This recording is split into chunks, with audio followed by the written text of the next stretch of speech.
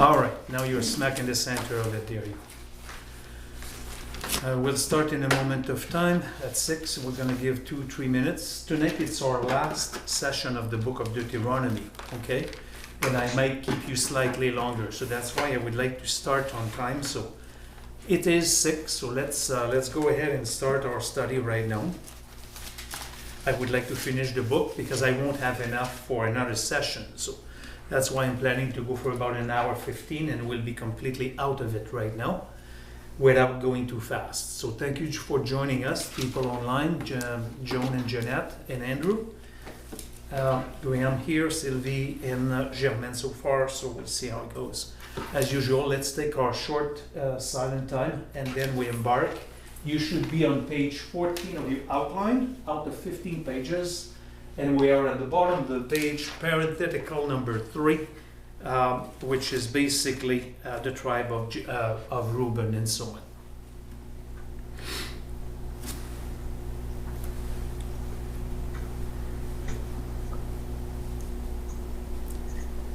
Father, once again, thank you for your word. Thank you for the privilege to have access to it as much as we want, to banquet on it. To look at it in depth so that we may get a good grasp of the program, your program, in the course of time for mankind and for this planet also. So we thank you so much for the scriptures that you have given us. We give you thanks, Lord, in Jesus' name. Amen. Good to see you, Vicky, as you set up. What did you bring there, maps? Beautiful.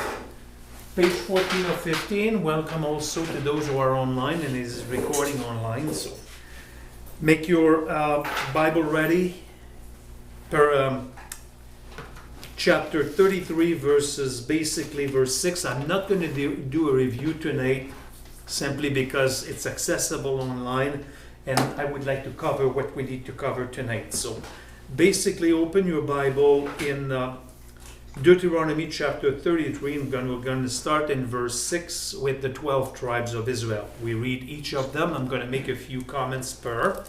And I will allude also to Genesis chapter 49, which we won't read. But if you want to compare the accounts, you go to Genesis chapter 49 because you have the blessings of Jacob, which is slightly different than the blessings of Moses right now. But we will emphasize basically our chapter 33 right now. So we read chapter 33 verse 6. It says this: May Reuben, circle Reuben, live and not die, nor his men be few. That's all he has to say about this. Let me make 4 observations concerning Reuben right now. Back in history, Reuben was in danger of disappearing. Number 1 out of 4. Reuben, back in history, was in danger of disappearing. Number 2, Jacob, in Genesis chapter 49, verses 3 to 4. Jacob, in Genesis chapter 49, verses 3 to 4, Jacob talked about Reuben that he lost his birthright. He lost his birthright. So by losing his birthright, they diminished in number, the tribe of Reuben. They went very low in number.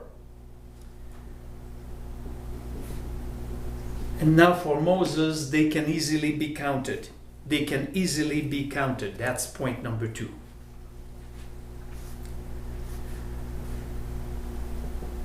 The reason why he lost his birthright, still in number 2, it's because in the time of Jacob, there was immorality from the tribe of Reuben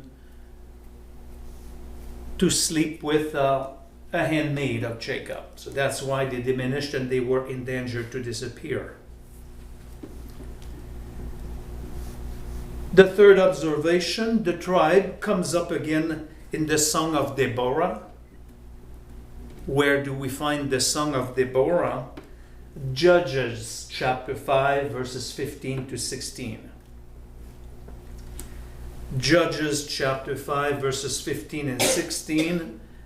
they were pointed out because of a lack of participation in war, in gaining territory. They did not participate too good.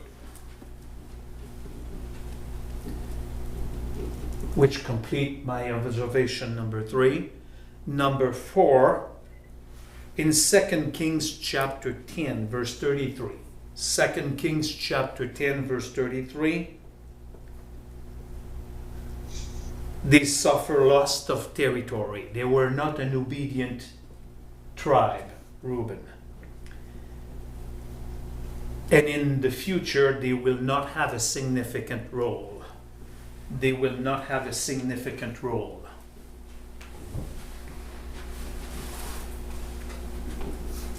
Let's move on to the tribe of Judah, chapter 33, verse 7.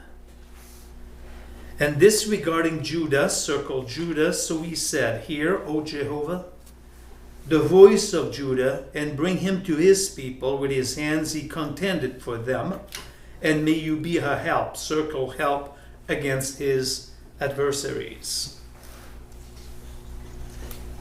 Also here 4 observations, not all of them is that much. When you go to Genesis chapter 49, which is always the blessings of Jacob, Judah is talked about as being a wild tribe. Wild tribe. What? Royal. R-O-Y-A-L. How do you say that? Royal. Oh, royal. Royal.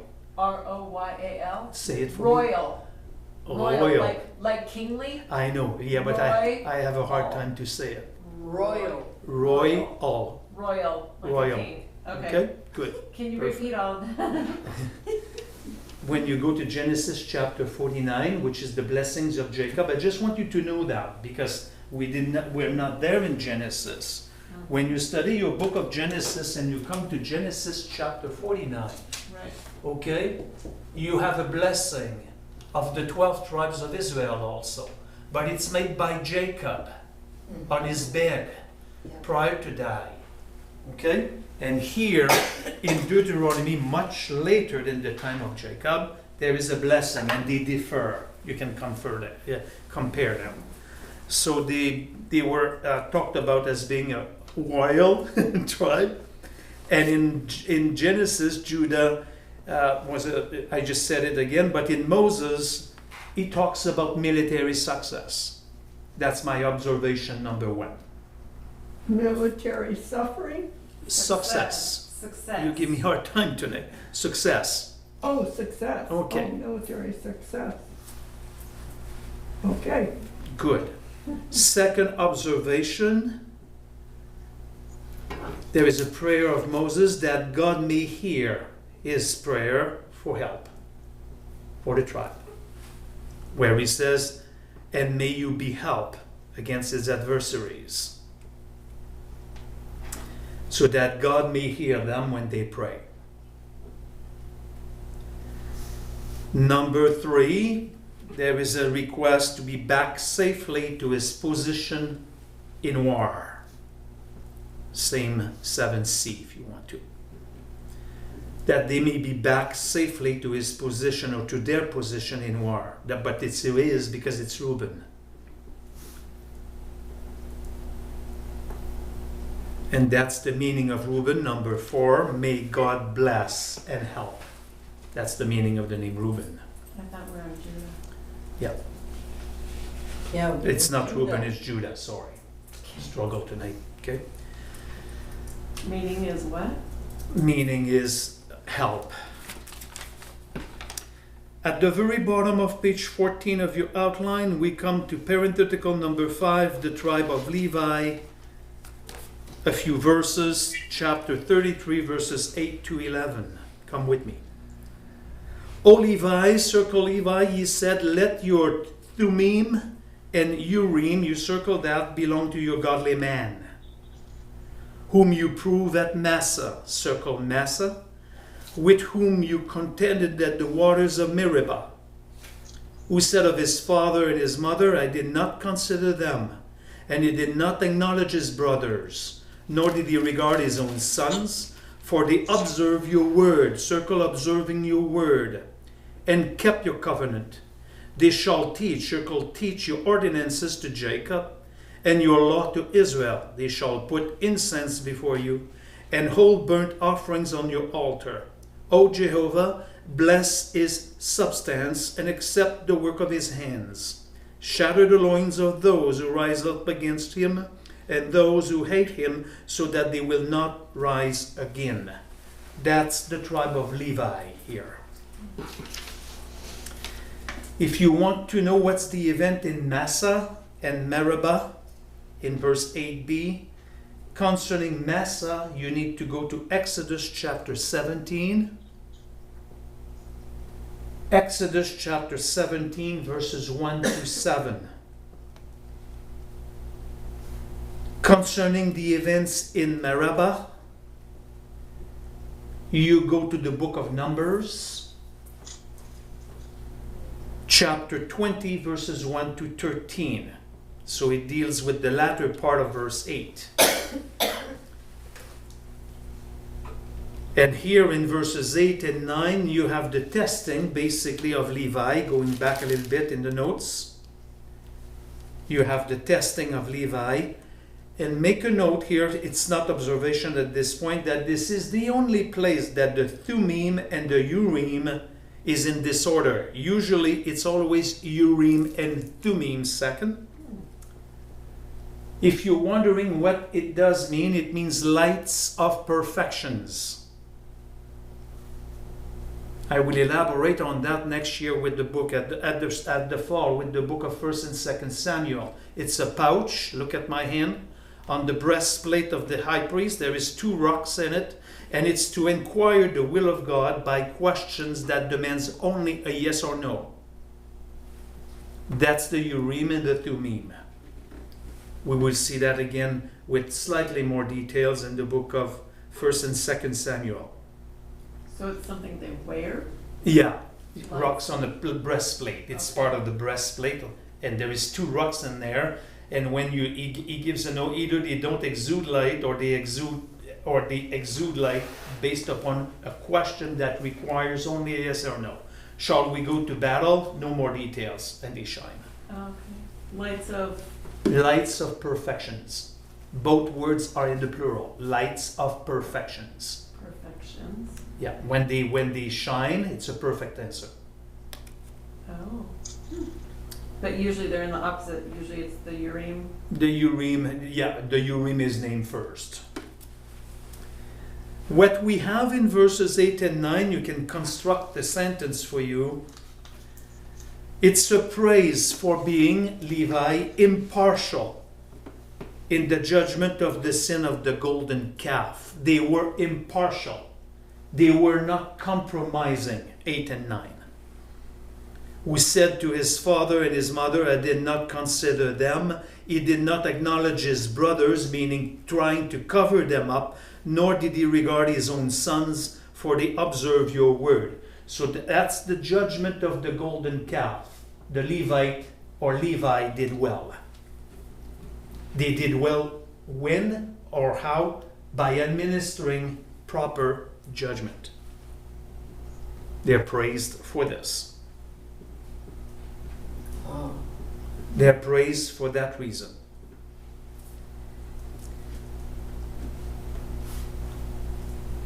In verse 10, I did ask you to circle, they shall teach. Circle teaching your ordinances. The tribe of Levi, this is their role, the priesthood, to teach the word of God. To Jacob, meaning Israel.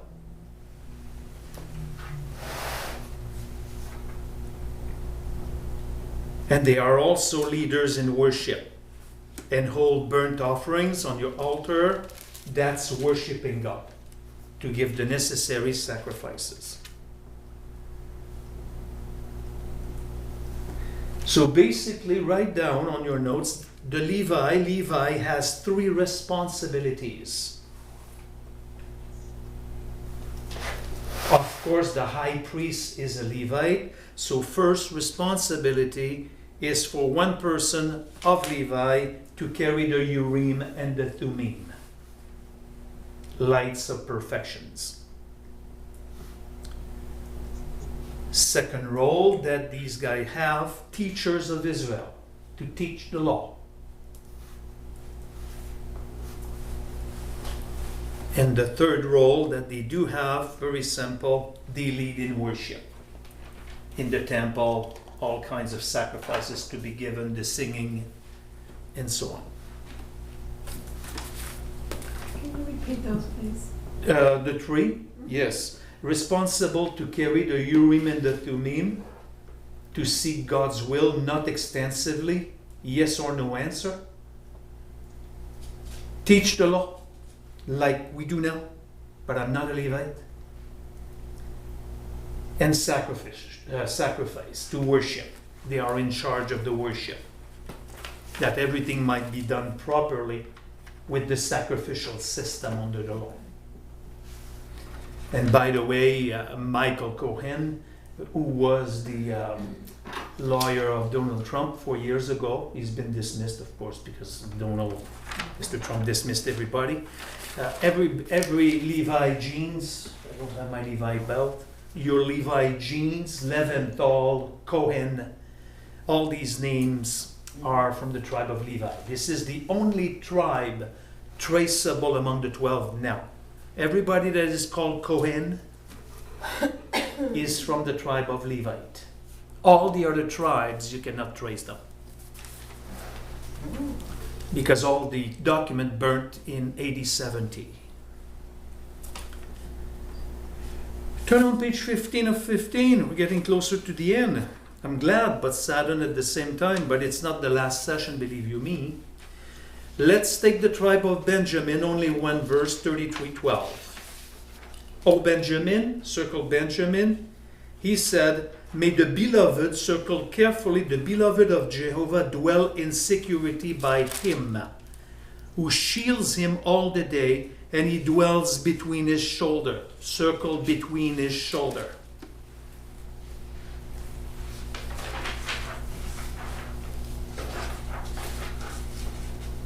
I did ask you to circle beloved because both, listen carefully, Jerusalem and the temple are called in Hebrew at times beloved. And guess what? When you ask the majority of people on which territory the temple stood, most of the people answer Judah, but it's not proper. The temple stood in the territory of Benjamin. Both temple and what were called the beloved? Yes, temple and Jerusalem.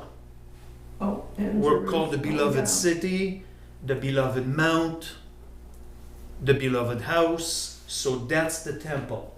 And the temple on Mount Moriah, in the old division of the territory, not in the 1,000-year kingdom, was in the territory not of Judah, because people confused the Lion of Judah, was in the territory of Benjamin. That's why he says in verse 12, O Benjamin, he said, may the beloved of Jehovah dwell in security by him, who shields him all the day. And he dwells basically between his shoulders, meaning God has a heart for that place.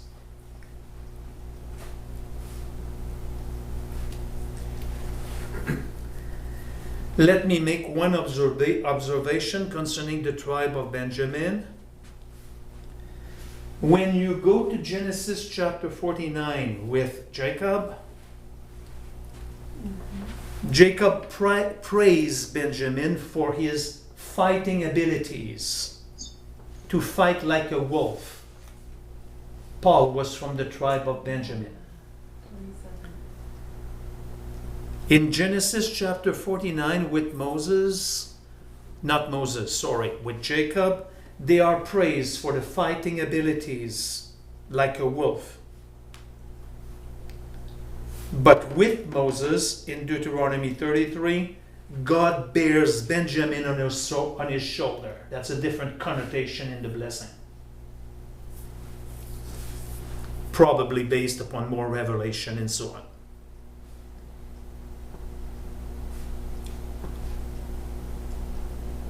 Do you have any fill the blank to be done concerning the tribe of Benjamin? The answer to that is no. Let's take Joseph, number 7 on your outline, 13 to 17. We read. Come with me, 13 to 17. O Joseph, you circle Joseph. He said, the he is lowercase h. So who is speaking? Moses. Blessed of Jehovah be his land, with the choice things, circle choice things of heaven, circle heaven, with the dew, and from the deep lying beneath, and with the choice yield of the sun, and with the choice produce of the months. Some of you might have moons. Anybody with the moons instead of months? Yeah. Okay, yeah. You circle months. And with the best things of the ancient mountains, and with the choice things of the everlasting hills, and with the choice things of the earth and its fullness, you circle, and the favor of him who dwelt in the bush, circle that. Let it come to the head of Joseph, and to the crown of the head of the one distinguished among his brothers, as the firstborn of his ox. Majesty is his, and his horns, circle horns, are the horns, circle horns of the wild ox. With them he will push the people, circle the peoples, all at once to the end of the earth.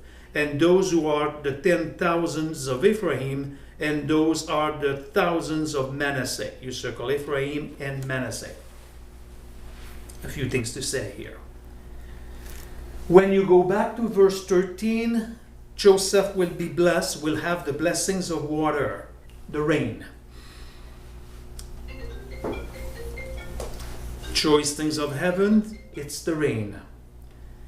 In verse 14, and with the choice yield of the sun, and with the choice produce of the moons, or the blessing, plural, it's produce. It's what? The produce. Oh. Okay? Moons and months. As the season goes by. Months, it's better than moons. The New American Standard is stronger on this one than anyone else. 13 blessings of water, the water from heaven, 3 sets of water in Israel, and also the dew. In the summertime, everything is watered by the dew in Israel, in the wee hours of the night. Then verse 14, the produce, the word should be months there. Moons, of course, is just phases of the moons. You have only one moon. Why plural? It's because different phase, half of it, the quarter, and so on. Verses 15 and 16b. Verses 15 and 16b, mineral deposits. Hello, Jennifer. Mineral deposits. In verse 16b, let the one to the head of Joseph, and to the crown of the head of the one distinguished among his brother. That's the call of Moses. This is similar to Exodus chapter 3. Exodus chapter 3, verses 1 to 6. Exodus chapter 3, verses 1 to 6. Jennifer, we are on chapter 33, verse 16b. Thank you. Okay. Of course, Deuteronomy chapter 33, we labor under the tribe of Joseph on page 15, the last page on your outline. I don't understand. It's poetic. You need to read Exodus 3. Oh. You just need that. You just, if you have time, you go to Exodus chapter 3, verses 1 to 6, and it will relate to that verse here. The call, 16b. And the favor of him who dwelt in the bush.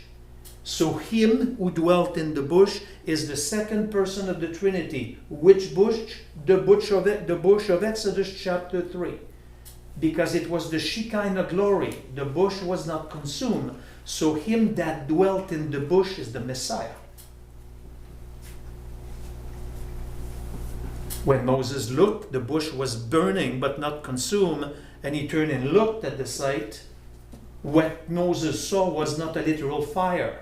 It's the Shekinah glory, and the one that dwelt in the bush saying to Moses, take off your shoes, and so on. That's the call, Sylvie, in Exodus. Take up your shoes, you are on holy ground.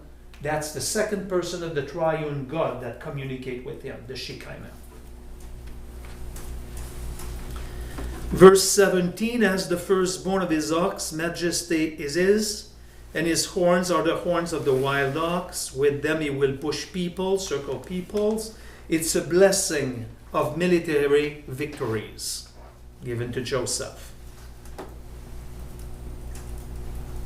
The blessing of military victories. And Joseph produced, you were right last week, Jennifer, Ephraim and Manasseh.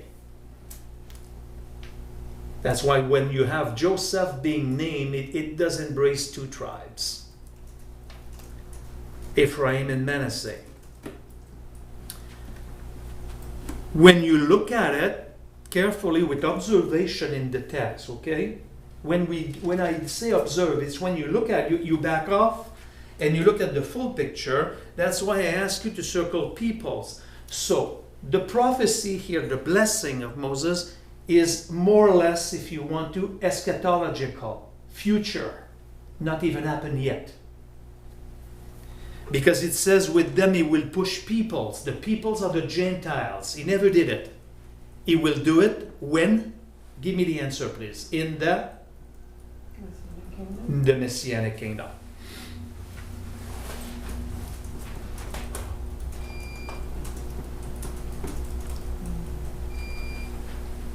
And a second observation, if you want to, when you compare that with Jacob in Genesis 49, both Moses in Deuteronomy and Jacob in Genesis agree about the abundant increase of power against the enemies.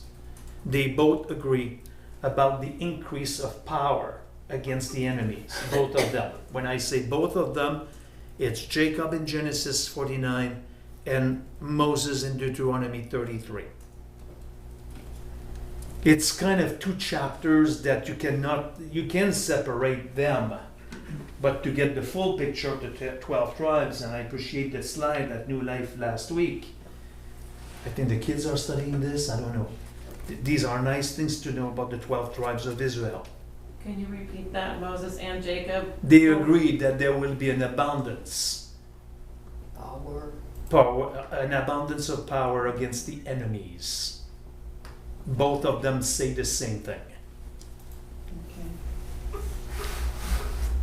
Both of them say the same thing. You want me to slow down a bit? Yes. Good.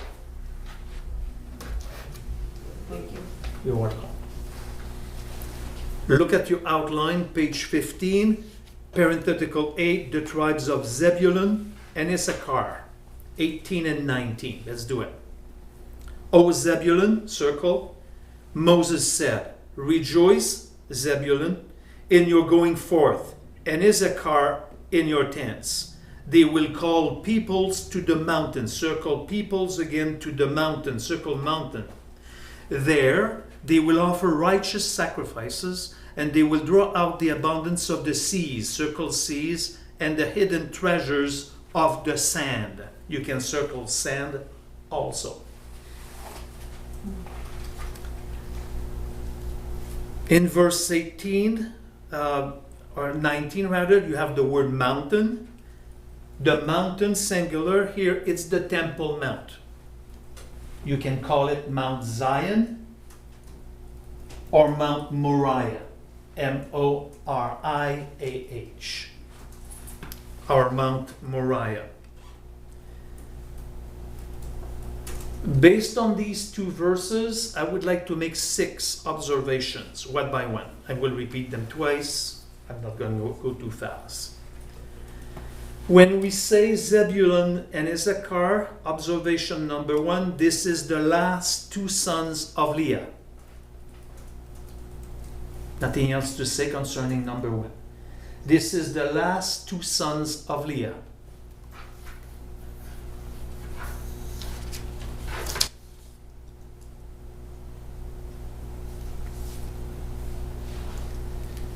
Number 2, They are also coupled together, these two, Zebulun and Issachar, in Jacob, Genesis 49, 13 and 15.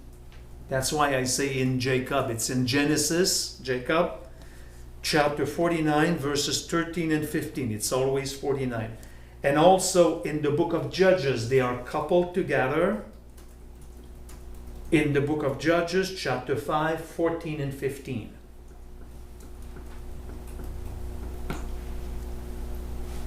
Why are they like this? Number 3, coupled together. It's because it's Hebrew parallelism. Parallelism. It's Hebrew parallelism. The Hebrew poetry, would you pay attention? Doesn't work with rhyme, ever. Like in English, you know, I will love you as long as you are boo-boo or whatever. Roses are red, violets are blue. Okay, thank you so much. Yeah. Hebrew doesn't do that. In Hebrew, the poetry is always a sentence and then another sentence which is parallel to what he said. They don't have to have the same sound. That's why you will understand Job, if we do Job one day. So basically my point number 3, because it's Hebrew parallelism, both statements, what he says or they say about both tribes, are true of both. True of Issachar and Zebulun.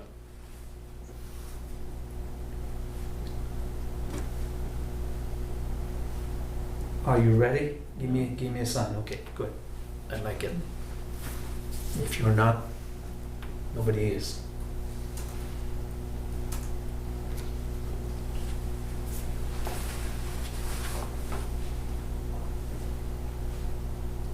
Number 4, they are to rejoice in all aspects of life, these two tribes.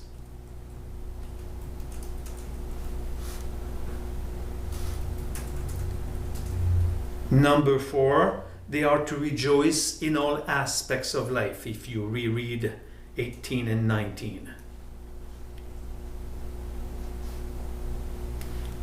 Number 5, the geography. When I ask you to circle lands and seas or sand type of thing, it will only be true of them in the 1,000-year reign. And we would understand this if we would study Ezekiel and the distribution of the land in the 1,000 year. So it will only be true land and sea in the 1,000 year, because under Joshua they were landlocked. So why seas is mentioned here, it's because it will be true under the redistribution of the land in the 1,000-year reign. If you want to pause a second, it reinforces views concerning being basically premillennialist. Cannot be amillennial, because a person or a teacher who is amillennial cannot reconcile these things. And this is not studies that we do every day, that they were landlocked in the time of Joshua. And now it says seas plural here. No, they were not close to the sea at all. So what will be true, you need to cross-reference that to the book of Ezekiel, which we don't have time to do right now, and see the redistribution of the land, because the land of Israel will go forward in the Mediterranean Sea. It will move in the sea because of all the cataclysm of the Great Tribulation. The land will be bigger. Do you understand? Cataclysm. Cataclysm. And there will be no sea in heaven. So No, there. there would be no tribal territory, at least we don't know, in the New Jerusalem on the new earth. What I'm talking about is the 1,000-year reign on this planet. Yeah, okay. There would be seas here. Number 6 and final, they invite the Gentiles nation at the Temple Mount. They will call peoples to the mount. Did it happen today? Did it happen under the law? The Gentiles could not go apart from the court of the Gentiles. This is another thing that will be happening when all the nations of the earth will worship God on the Temple Mount in Jerusalem. So it will be true of the Messianic kingdom.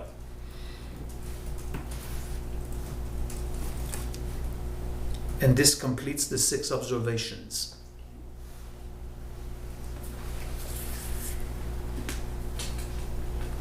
Okay, Vicky. Look at number 9, tribe of Gad, 2 verses, 20 to 21. Place your finger, 33, 20 to 21. O Gad, he said, blessed is the one who enlarges Gad. He lies down as a lion. He tears the arm, also the crown of the head. Then he provides the first part for himself, for there's the ruler's portion was reserved.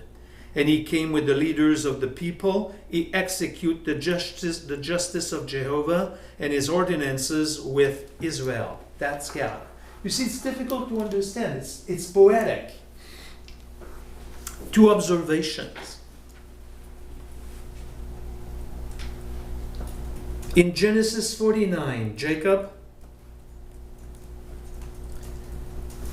Gad for Jacob was a warlike character. Gad, in the time of Jacob, this is blessing, Gad was a warlike character.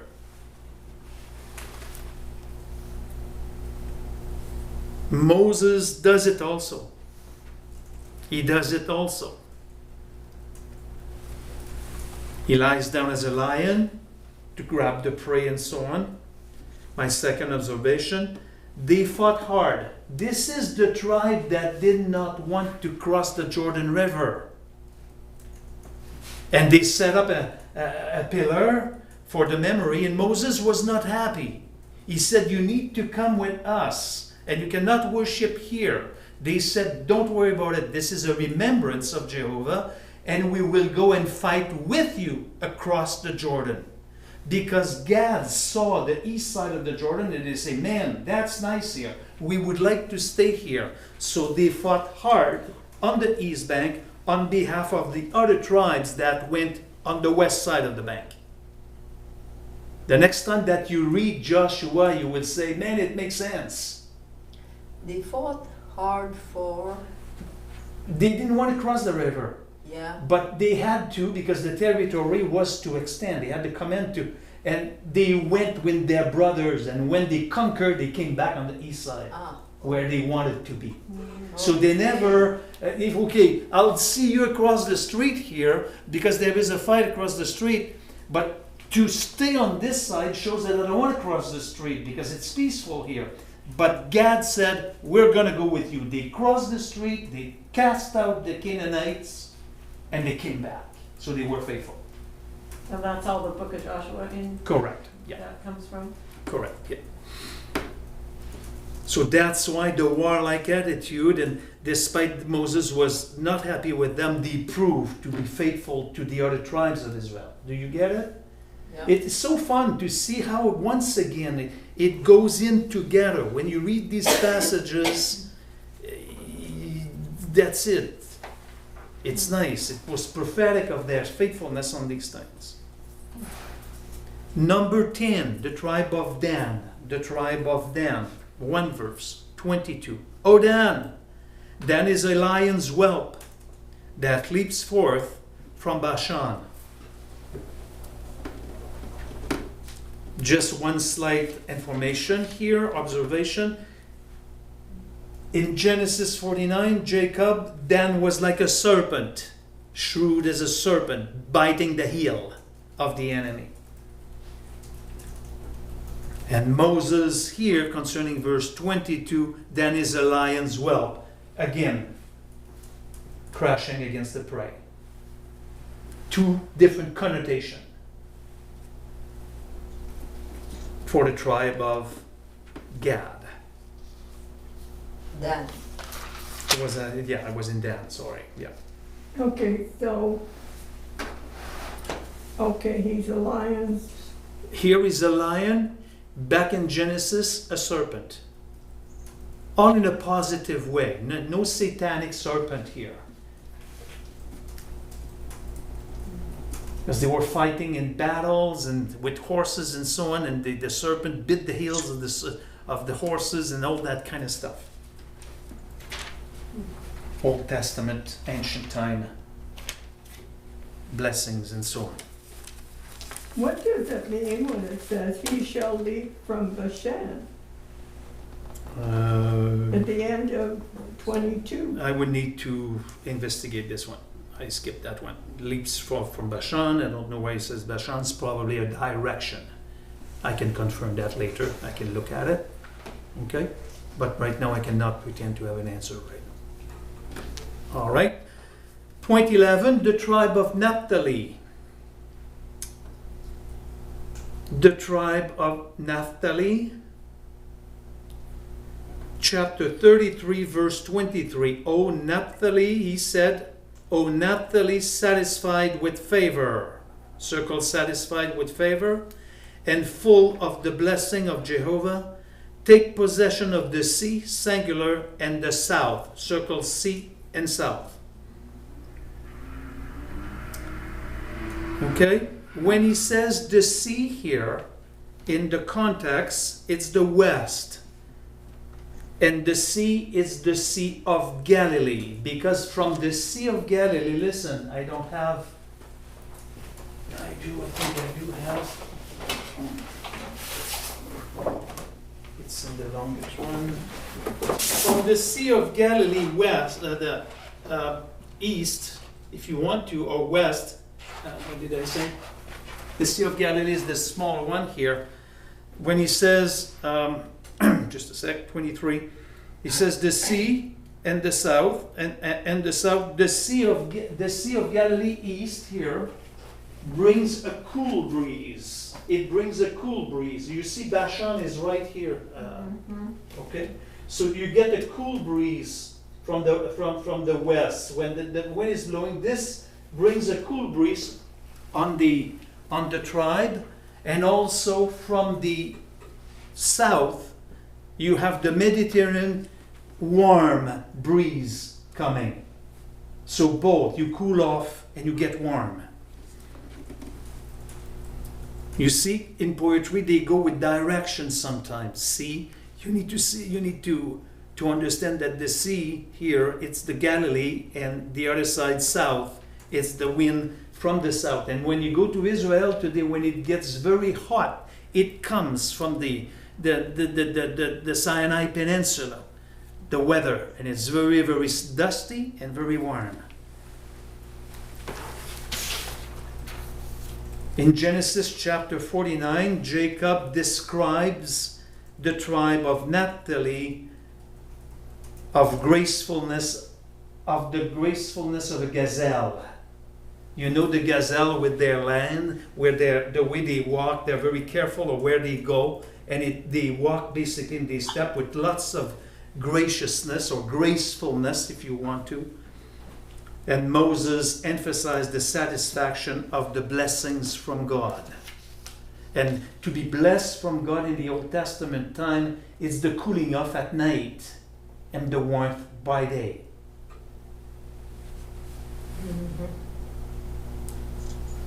Cooling off at night and the warmth by day. And in Galilee, it's always a little bit cooler than Judah. The tribe of Judah, which is on the Temple Mount. Galilee is north, Judah is south. Take a deep breath. 12, the tribe of Asher. 24 and 25. We're doing good. The 12 of Asher. 24 and 25. Of Asher, he said, Moses said, more blessed than sons is Asher. May he be favored by his brothers, and may he dip his foot, you circle the dipping of the foot, in oil. Verse 25, your locks will be iron and bronze, and according to your days, so you will leisurely walk be. Jacob in Genesis 49 talks about the oil also. Here, don't let anybody telling you that this is motor oil. It's olive oil. Observation.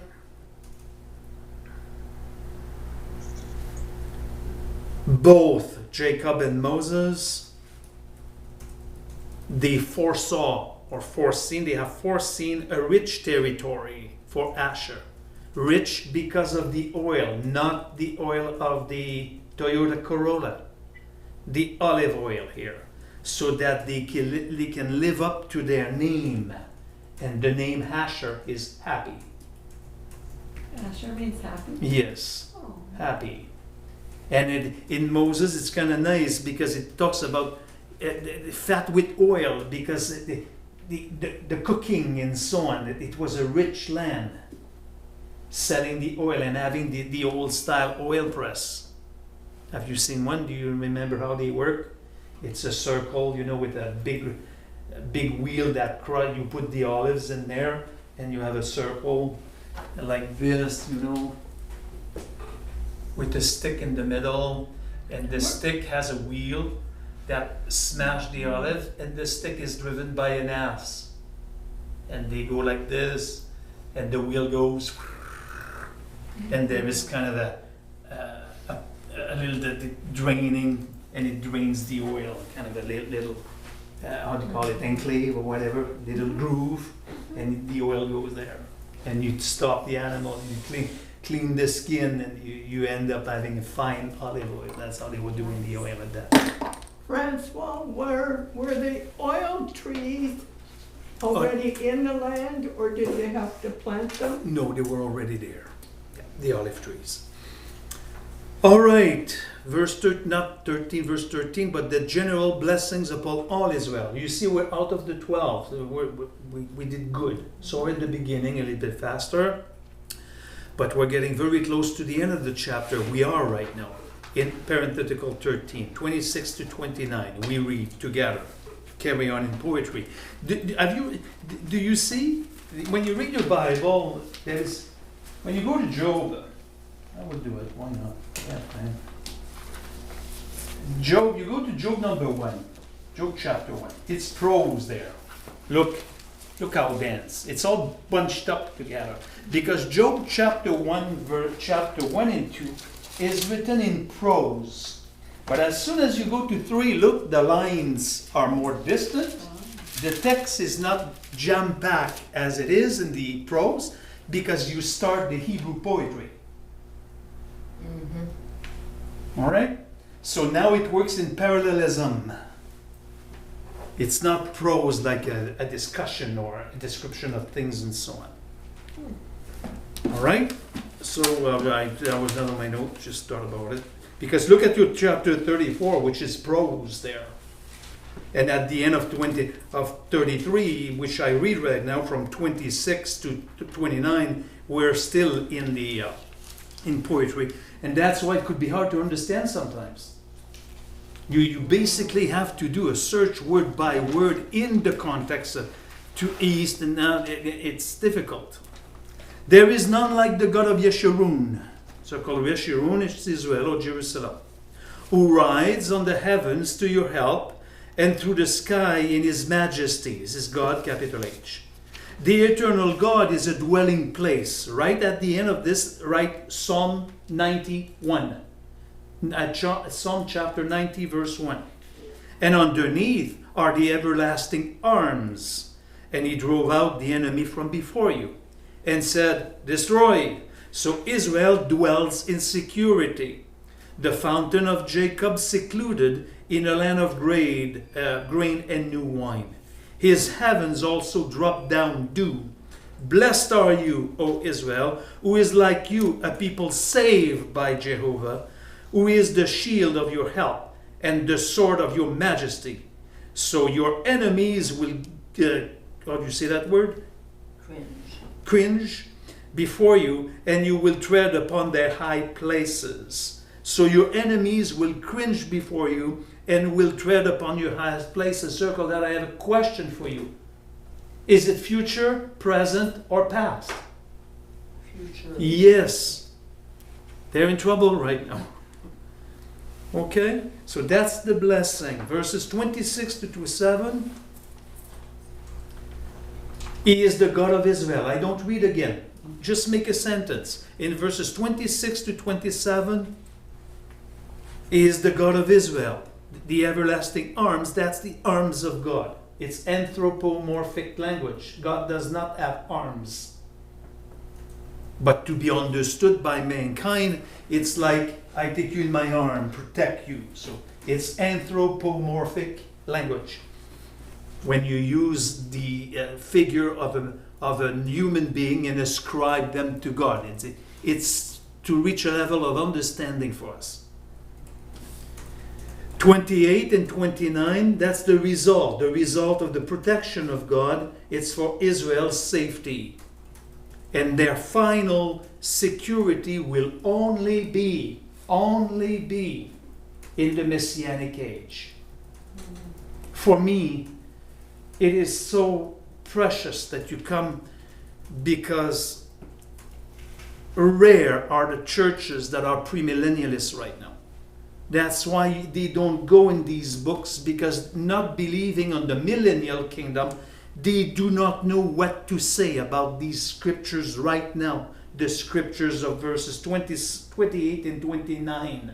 They can't preach about it because they say that that's the security that they will have in heaven. No. It's on earth.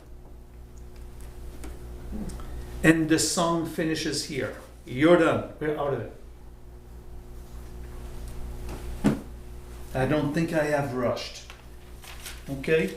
A study more in depth than this, you will need 2 Bibles, Genesis 49 and side by side. But as far as Deuteronomy is concerned, I am peace of mind. I have peace of mind about what I did communicate. Now we move on to the last chapter. We finish in about 15 minutes. If we need 20, I don't think. But look at your outlines. It's capital E, dynastic succession. The narrative epilogue. That's why you see you have the word narrative. Chapter 34, verses 1 to 12. It is subdivided in parenthetical 1, A and B, parenthetical Arabic 2, Arabic 3, the epitaph of Moses. Beautiful. Capital E, the dynastic succession. Number 1, the death of Moses. Verses 1 to 8, and we subdivide. Lowercase a, the view of the land, 1, 2, 3, 4. We read, Now Moses went up to the plains of Moab, to the Mount Nebo, to the top of Pisgah, which is opposite Jericho. And Jehovah showed him, circled Jehovah, showed him all the land. Gilead as far as Dan, circled Gilead as far as Dan.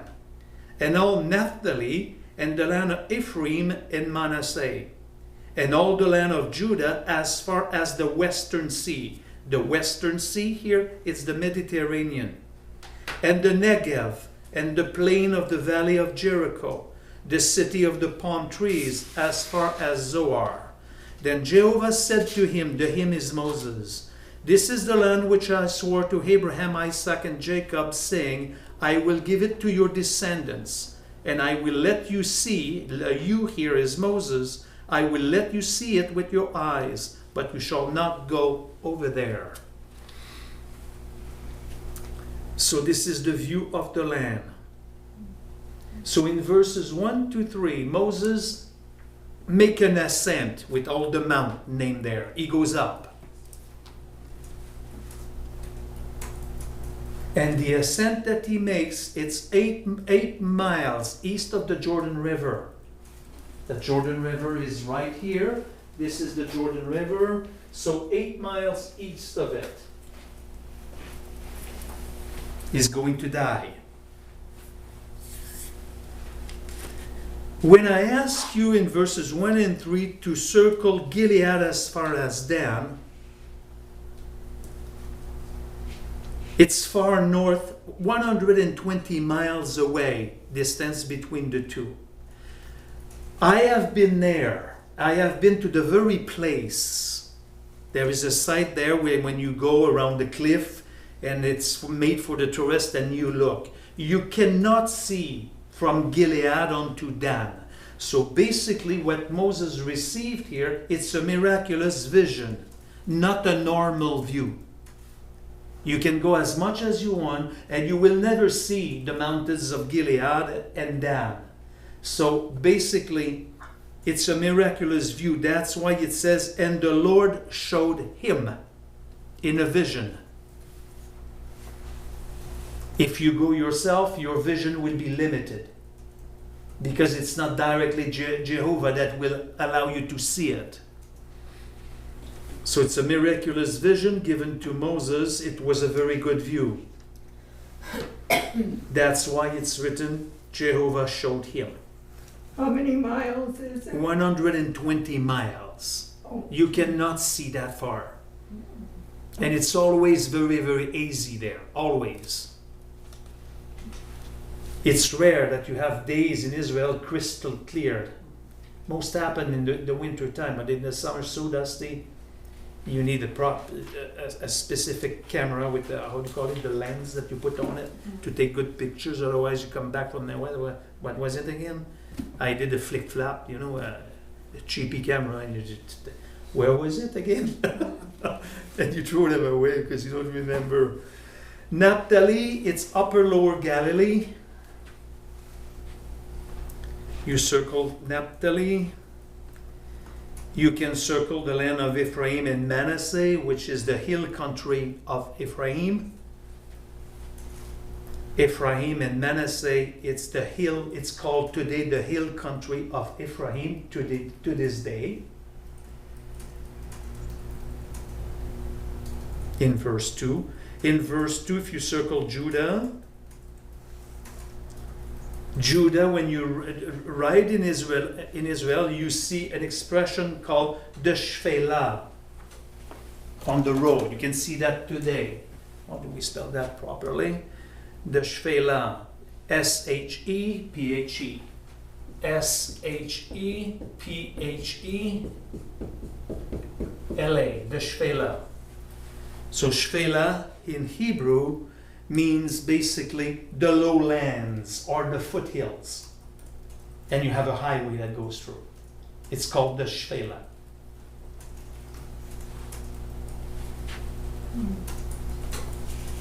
Kind of nice when you study before going. You say, I read this. It's kind of nice when you go there and you give yourself to reading good books before you go. You make a trip, which is outstanding.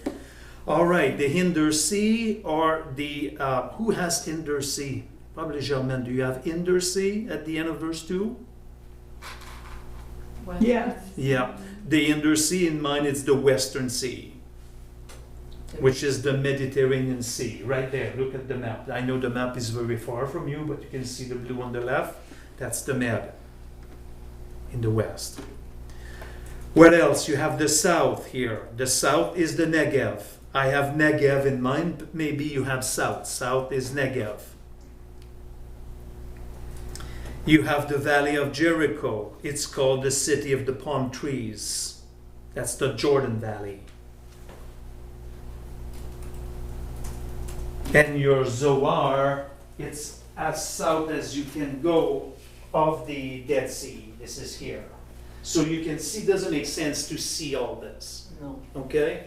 you can see that. No, you cannot. That doesn't work out.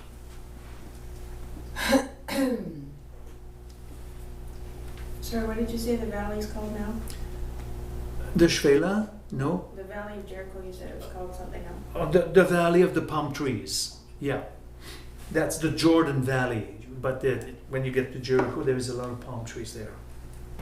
Oh, mine says city of palm trees. That's it, city of palm trees. It's okay. This is the city of palm trees. Yeah, I have the same thing. And the plain of the valley of Jericho, the valley of Jericho, the city of the palm trees. Two names for this. Okay. Says unto Zoar. Zoar. That's what I said. Zoar, south of the Dead Sea. South of